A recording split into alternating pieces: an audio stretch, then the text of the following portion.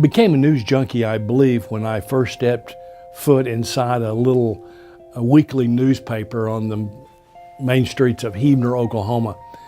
Jack and Joe Johnson published a little weekly newspaper called the Heavener Ledger. And I went in and I heard those presses rolling and saw newspapers streaming out of those presses, and couldn't wait for Thursday afternoon when that paper hit the streets. Everybody was looking forward to be able to read the obituaries, the marriages, the new babies, the property transactions, all the news from City Hall, from the school board, the scores of all the games. It was a big thing for that little town, having a weekly newspaper.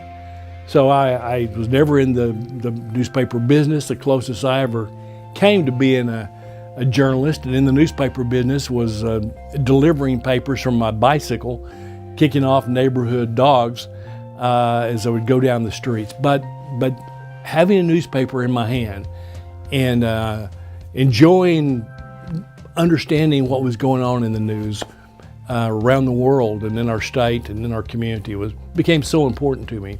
So I just followed that through the years. I've always had at least 3 or 4 subscriptions to newspapers, and I daily read 3 or 4 newspapers, and I just can't get out of the habit. The First Amendment is a precious right that we all enjoy. The First Amendment to the U.S. Constitution, which not only gives us freedom of speech and freedom of press, but also freedom to assemble and freedom to speak and freedom of religion. And this is what separates, I believe, our country from other countries around the world. And this is a special liberty that we all have to celebrate. Well, I want to thank the Journalism Hall of Fame.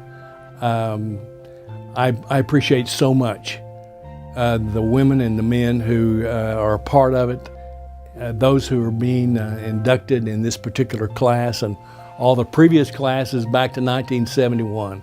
It's a tremendous honor, and I feel very honored to be a part of it.